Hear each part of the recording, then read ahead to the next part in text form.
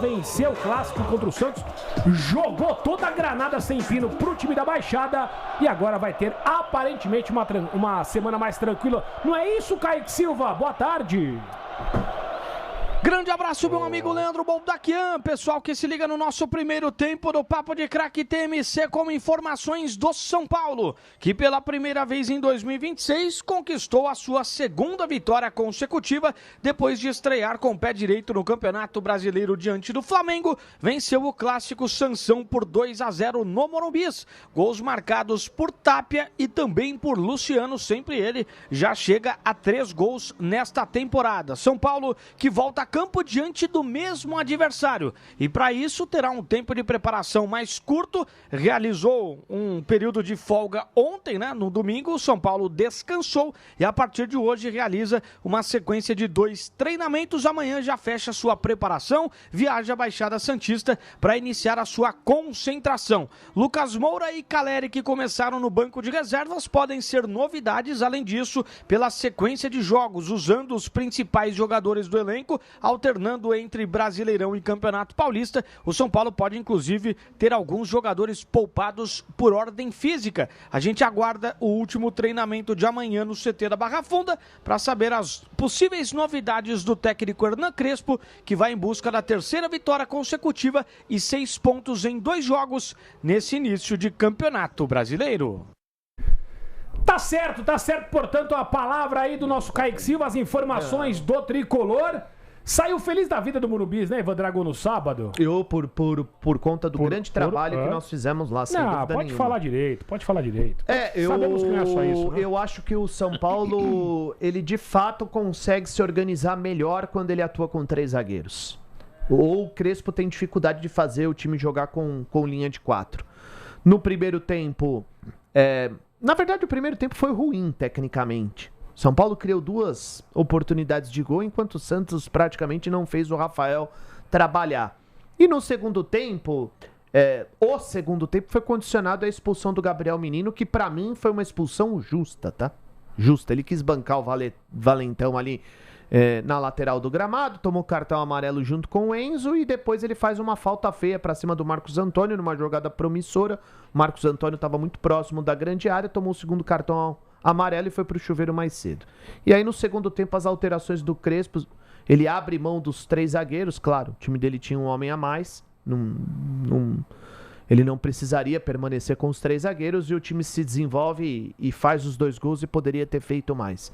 Então é um São Paulo que tá conseguindo se organizar melhor dessa maneira e mais uma vez o Marcos Antônio mostrou nossa, como joga esse cara. Exatamente, meu Deus a capacidade dele, ou seja, se ele valia 20, agora ele vale 25, 30, parece a bolsa, né, Lelê? Dependendo do jogo, o cara fica valorizado, dependendo do jogo, ele perde valor. Ele tá muito valorizado, eu acho que pelo todo, né? Pelo todo, desde a chegada, e acho que o Danielzinho ajudou muito ele a crescer também e vice-versa.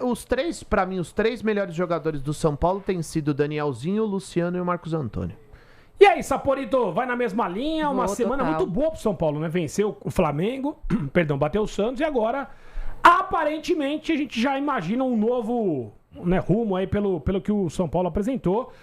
E o Crespo, na minha visão, o Crespo tendo um cenário favorável externo, eu acho que ele vai dar um jeito nesse time também. Pois é, né? Eu acho que a chegada do Rafinha tá muito nítido, né? Que houve ali uma injeção de ânimo, não sei, eu acredito muito nisso, e o Crespo falou sobre isso até. O São Paulo entra em campo agora, entra em campo desde que o Rafinha chegou com uma outra pegada.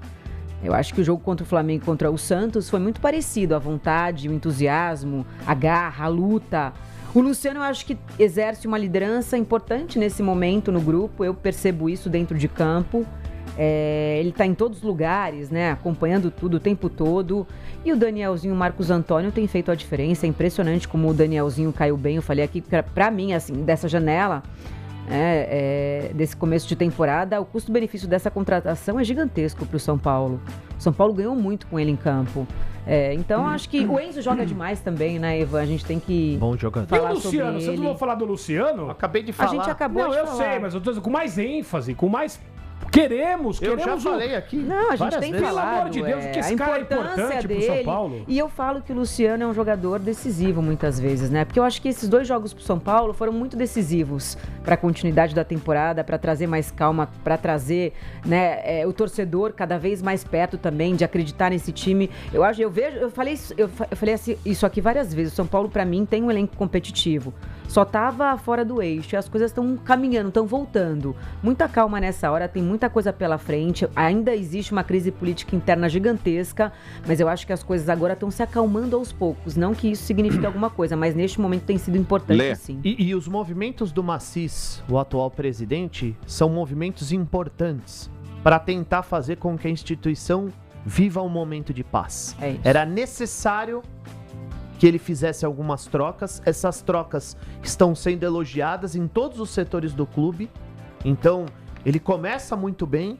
Ele tem feito um trabalho de pacificação. Isso é importante. Agora, o São Paulo, se tem condições, tem que pensar em reforçar um pouquinho o grupo.